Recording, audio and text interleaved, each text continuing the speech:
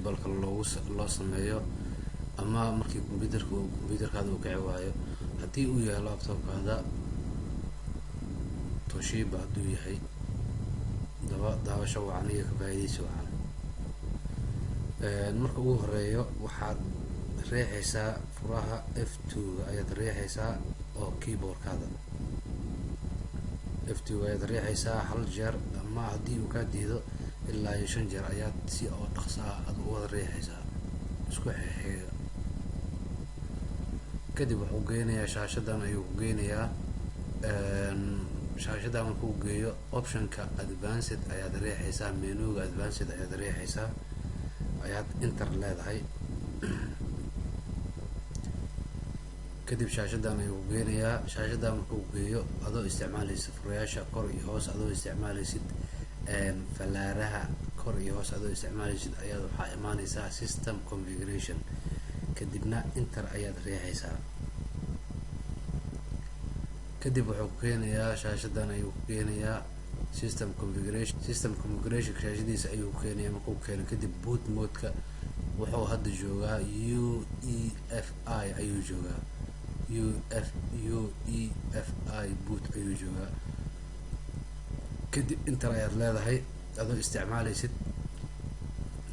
kadib waxaa ka dooranaysaa, markii uu meeshas ku joogo waxaa ka dooranaysaa CSM boot ayaa dooranaysaa. CSM boot markaad dooratid enter ayaad leedahay. boot mode-ka waa inuu marka hadda wuxuu yahay UEFI ayuu yahay. markii aad dooratid CSM boot, markaad dooratid oo enter aad tiraahdo kadib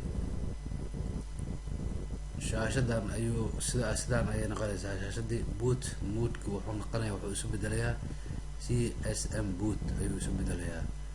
kadibna furaha F10 ayaad riixaysaa, furaha F10 ee keyboardkaada ayaad riixaysaa. furaha keyboardkaada ayaad riixaysaa. wuxuu ku keenayaa message boxkan ayuu ku keenayaa oo ay ku qoran tahay exit saving changes. ma bedelaysaa wixii aad ma kaydinaysaa wixii macnaha ma ka baxaysaa oo ma kaydinaysaa wixii aad bedeshay? yes or no. yes ayaad dooranaysaa adoo isticmaalaysid arrowyada ama falaaraha oo midig iyo bidix adoo isticmaalaysid. kadibna waxaad leedahay, waxaad dooranaysaa yes. enter markaa ku tiraahdo kadib windowgi wuxuu bilaabayaa inuu macnaha loading ku sameeyo faylashii si uu u furmo.